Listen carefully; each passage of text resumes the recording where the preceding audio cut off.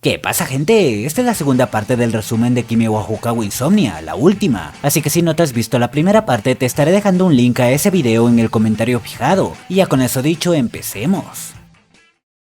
Luego de ello, el grupo iría al festival Seihakusei, en donde por primera vez Isaki y Nakami pudieron permanecer hasta el amanecer sin tener que preocuparse. La pasaron bien con los demás hasta que al final decidieron hacer el cruce de los 7 puentes. Básicamente, si cruzaban los 7 puentes del río Misogi se te cumpliría un deseo, pero no tenían que hablar ni dar un paso atrás, y claro, ninguno llegó al final. A Kani le saltó un sapo en la cara, a Namisu le maulló un gato, Nono casi se cayó por lo que Ukagawa le ayudó, causando que ambos hablaran. Y ya en el último puente, Isaki le habló a Nakami, sujetándolo le dijo que no quería recibir falsas esperanzas de que su sueño se cumpla. El sol entonces apareció por el horizonte, aligerando el ambiente. Hablaron de su álbum de fotos y mientras pasaban por el puente, el tiempo volvió a pasar, pero esta vez más o menos 1 año y medio desde entonces. Nakami ahora ya no era el presidente del club de astronomía, ese papel ahora lo tenía el primo de Shiromaru con quien se topó de camino a su destino, el hospital donde estaba Isaki. En su revisión de rutina, válgame Dios, no me asustes. Al salir de ahí nos enteraríamos de su situación al ser de tercer año, pues todos estaban ocupados con los estudios y decidiendo a qué universidad ir. Fue debido a esto último que el grupo quedaría de ir al festival en una universidad de Osaka, y en ese momento Nakami se dio cuenta de algo. Él era el único que había decidido ir a una universidad cercana mientras que el resto estaban decididos a irse lejos. La idea de que todos tomaran caminos separados hacía que la soledad le invadiese, y se sorprendía de sentirse así. Todo esto lo decía por la transmisión de radio y luego Isaki tomó su turno de hablar. Ella había estado feliz de escuchar que Nakami iría a una universidad cercana pues así estarían juntos, pero dijo que la verdad es que quería ver el mundo y por ello pelearía con su madre. Su madre, no importaba qué, había cerrado el tema de la universidad. No quería que Isaki se fuera lejos, pero no por terca ni caprichosa, sino porque estaba preocupada por ella. Se lamentaba el no haberle dado un nacimiento sano. Pero cuando Isaki la confrontó una vez más sobre la universidad, esta vez sin dar un paso atrás, hablándole sobre cómo al investigar ahora sabía que no había problema con que fuera a una universidad lejana, pues el hospital podría darle su expediente a otro hospital en cualquier momento. Frente a ella vio las diferentes etapas que su hija había pasado, desde niña hasta ahora que ya era una mujer, mientras ésta le agradecía por haberla atesorado y protegido, pero que asimismo le decía que esta era su decisión, que le dejara vivir su vida.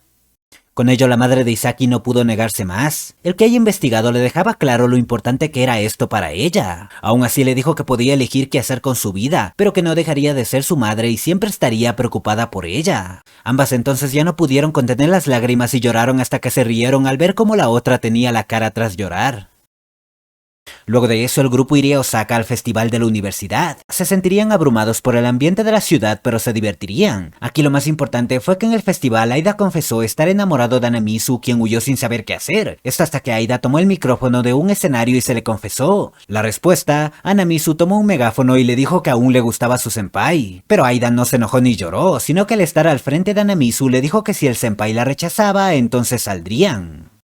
Ya al regresar retomaron sus estudios, ni uno de ellos se lo tomaba a la ligera, incluido Isaki, quien había decidido ir a Osaka. Pero, como dije, esta historia es muy realista, y que las desgracias te pateen cuando todo está bien es algo tan común. Puta vida. Pues resulta que Isaki había estado sintiéndose mal y el día de su revisión mensual conoció la causa, que para ponerlo simple la fenestración o abertura en una estructura del corazón para permitir un flujo sanguíneo controlado se estaba cerrando, lo que provocaba que sus piernas y cara se hinchen, por lo que el doctor recomendó realizar una cirugía en no más de un mes para reabrirla. Obviamente esto era un gran golpe. Los exámenes de ingreso serían en 2 meses, pero no había nada que pudiera hacer. Debía ser hospitalizada. Isaki quería ver a Nakami para hablarle sobre esto, pero su noticia llegó en el peor momento, pues a Nakami su padre le había dicho que iría a ver a su madre, incluso le preguntó si quería ir a verla, pero Nakami se negó, todo para que por una coincidencia viera a su madre a lo lejos cuando salió de compras. Al ir a encontrarse con Isaki intentó no verse afectado, pero cuando la vio simplemente no pudo contenerse. Isaki no se molestó por eso, en su lugar lo dejó llorar hasta que Nakami le contó el por qué estaba así. El que su padre últimamente había estado contactando con su madre ya que ésta quería apoyarlo con la universidad, y él como la vio justo antes de recibir su mensaje. Pero no solo eso, sino que habló del cómo recordó que de niño su madre le gritaba a su padre, el cómo éste empezó a ir cada vez menos a casa hasta que un día, extrañamente ella hizo la cena y comieron juntos, todo para que al día siguiente se diera cuenta de que lo había abandonado. Nakami dijo que ahora recordaba por qué le tenía miedo a las mañanas, el motivo de su insomnio. Tras eso, ahora Isaki habló sobre su operación, el cómo tendría que pasar un mes hospitalizada y un mes en recuperación, lo que en teoría le daría tiempo para presentarse al examen de ingreso, y que por ello sí, ya que no tendrían tiempo, iban a pasar un día de noviecitos. Y no lo desperdiciaron, pasaron el día juntos siendo más cariñosos de lo normal, tanto que parecía que darían el siguiente paso, pero no. Nakami le dijo que no quería hacer nada que la comprometiera antes de ser hospitalizada, algo que aparentemente frustró a Isaki, quien luego de tirarse a la cama habló de cómo, cuando era niña, uno de los niños que estaban en el hospital con ella le dijo que otro niño que falleció recientemente le había dicho a su mamá que se estaba cayendo, que no lo soltara y justo después murió, añadiendo que la muerte era un agujero sin fondo que te absorbe. Isaki dijo que desde que escuchó lo de la operación le había vuelto a dar miedo a la oscuridad y no podía dormir. Nakami entonces se acostó junto a ella y le dijo que nunca soltaría su mano. Isaki tonteó diciendo que entonces como iría al baño o se ducharía. Nakami le dijo que entonces la salvaría del agujero sin fondo, que se atara una cuerda infinita e irá por ella. Pero Isaki dijo que esa cuerda no existía. Tontearon un rato más hasta que se abrazaron y se quedaron dormidos. Ya para cuando despertaron era tarde, así que Nakami acompañó a Isaki a su casa. Tomaron el camino largo porque sabían que al llegar a su destino se despedirían, pero no se desanimaron. En su lugar prometieron que pase lo que pase, tomarían juntos el examen de ingreso. El mes siguiente pasó volando y llegado el día todos estaban preocupados. Nakami ni siquiera se reunió con el grupo para recibir la noticia, pero para su alivio no hubo problemas. Todos se alegraron por ello y sus preocupaciones se desvanecieron, excepto las de Nakami, ya que cuando Isaki le envió una foto de sus uñas hechas por su hermana, esta en la foto se veía en una silla de ruedas y con ropa de paciente. Nakami no le respondió al mensaje ni la contactó de ninguna forma, por lo que preocupada Isaki habló con el grupo para saber qué pasaba, pero estos solo pudieron decirle que Nakami se veía como siempre. Ukegawa intentó hablar con él, pero al tenerlo de frente no le salieron las palabras. Era difícil hablar del tema, por lo que Ukegawa le habló a Shiromaru, quien dijo que se haría cargo. La actitud de Nakami se debía a que, al seguir estudiando, ahora comprendía mejor la situación de Isaki, y por ello empezó a arrepentirse de haber hecho esa promesa del examen de ingreso, y del no haber podido decirle que no debía sobreexigirse pues su salud era lo más importante. Así los días pasaron y Nakami siguió ignorándola, cosa que hizo que Isaki solo se sobreexigiera más con el estudio, y aunque su madre le dijo que su salud era lo más importante y podía dar el examen el próximo año, eso solo hizo que Isaki explotara diciendo que seguía quedándose atrás mientras el resto avanzaba, que por qué todos querían dejarla atrás, incluso gritó odiar su cuerpo y su propia vida. Por otro lado, Shiromaru se puso manos a la obra, aunque realmente no hizo mucho. Simplemente invitó a Nakami y Ukegawa a ver las estrellas, y aunque Nakami estuvo por irse al ver que Shiromaru quería que hablase de eso, se quedó y luego de un tiempo habló. Básicamente dijo que no quería arruinar todo como siempre lo hace. Tenía metida la idea de que cuando él está involucrado todo se arruina. Esto basado en el abandono de su madre, pues antes de que ésta se fuera no había podido hablarle como se debía, y pensaba que quizás si hubiese dicho algo más ella no se hubiera ido. Lastimosamente Shiromaru no pudo decir mucho ya que Kureshiki lo sacó de ahí, pero esta última, aparentemente notando de lo que estaban hablando, se llevó a solas a Nakami y le dijo algo que al fin lo hizo recapacitar. No tienes por qué cargar con todo el peso. Nakami entonces se apresuró al hospital ya que ese día era el 23 de diciembre. Tenía que llegar antes de medianoche, así que al ir a su casa su padre notó su urgencia y lo llevó en su auto. En el camino no hablaron mucho, pero sí de algo importante, pues el padre de Nakami dijo que las parejas pasan por momentos buenos y malos, que él y su madre tuvieron varios de esos y al final no pudieron aunar esfuerzos para ayudarse mutuamente. Con eso dicho le añadió claramente a Nakami: la razón por la que nos divorciamos fue por nosotros mismos, tú no tuviste nada que ver.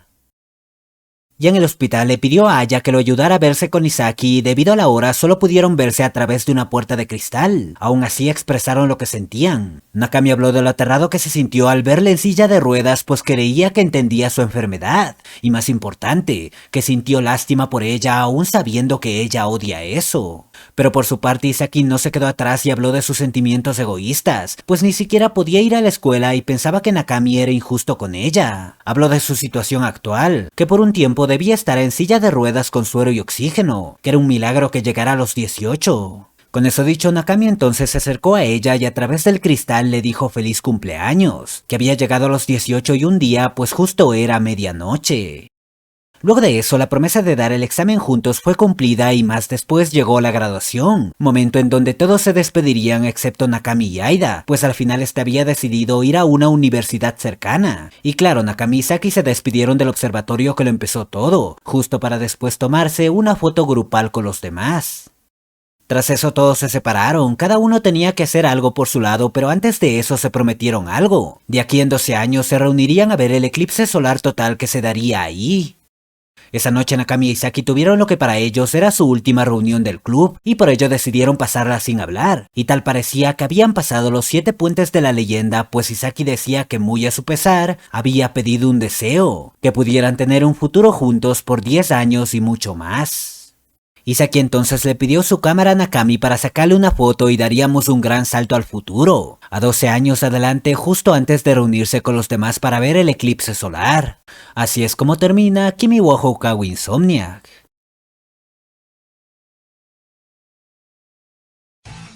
Y eso sería todo, gente. ¿Qué tal les pareció? Debo admitir que ya al final de esta historia me di cuenta de algo clave, y es que esta historia no va de insomnio. Loquísimo, ¿verdad? A ver, no digo que la historia sea una vendehumo, es un lindo recuento de la vida, pero vamos, si me dices que esta historia se centra y explora mucho el tema del insomnio, pues yo te preguntaría qué historia leíste, porque esta no, desde luego. El insomnio une a los protagonistas, se mantiene presente, sí, pero no es un tema central, no es más que una parte de los protagonistas dentro de los problemas que atravesaron o atraviesan. De hecho, es una consecuencia del verdadero problema, en el cual sí se centran. ¿Tengo algún problema con eso? Nel. La historia está bien como está, pero solo quería dejar claro eso porque de seguro más de uno se acaba de dar cuenta. Por el título pensaba que exploraríamos a profundo este tema, que la trama se centraría en curar el insomnio al resolver los conflictos de los protas, pero aunque eso en parte sucede, no estamos todo el rato hablando de ello. Algo que me gustó bastante es lo de Nakami y su madre. La madre de Nakami no merece ningún perdón. Puedes decirme que su vida pasó por un momento complicado, lo que sea, su acción de largarse sin despedirse, de no volver a contactar a Nakami le provocó a este un trauma que pudo haberle jodido por completo la vida. Así que bien ahí, Makoto. Nakami puede superar su trauma de otras formas, perdonar no es la única opción. De hecho, al final ya vemos cómo empieza a ver las cosas de mejor forma, ya que el problema en sí no era la ausencia de su madre, el que ésta lo abandonara solo fue el causante, pero el problema en él era que pensaba que arruinaba todo en lo que se involucre, perspectiva que empezó a cambiar al final. Que bueno, el pelotudo del padre también, ya pudo haberle dicho antes al hijo que no es su culpa. Y bueno, lo dice aquí es triste, pues su insomnio viene del miedo a la muerte, un constante para ella debido a su problema del corazón, algo que solo podrá superar con gente que la apoye y esté con ella, cosa que bueno, no le hace falta que digamos, ¿no? En cuanto a lo demás, sí que me hizo falta una resolución clara en esta pequeña enemistad que tenían Nakami y Kani. Como lo presentaron al inicio, pensé que iba a ser una trama importante, ya que Kani es amiga de Isaki y podría interferir, más viendo cómo la presentaron, como una pelotuda. Pero como ya dije, esta es una historia normal de gente normal, no todo tiene que ser un gran evento y estos dos formaron sin problema su grupo de amigos. Los personajes son bastante queribles, un crimen total eso de que en la foto final no apareciera el gato. Era un personaje recurrente, ¿cómo no lo sacas en la foto? Nah, muy mal ahí Makoto, la decepción. Con todo eso dicho, no sé si darle un 6.5 o un 7 sobre 10. Se me hace una historia disfrutable, linda, pero definitivamente puedo vivir sin una segunda temporada y sin volver a leerme el manga. Así que sí, creo que le daré un 6.5, no menos porque el 6 ya es para historias que están bien sin más, y leerme esta historia me pareció un lindo viaje. Pero bueno, ahora lo que importa es lo que opinas tú. En los comentarios puedes dejar si estás de acuerdo o no conmigo, si quieres más de esta historia, si por el contrario te aburrió y solo estás aquí para ver cómo acabó. También deja tu like, que eso me da a entender que hablar de estas historias les gusta. Suscríbete para más videos así y conmigo será hasta la próxima. Venga, nos vemos, hasta luego.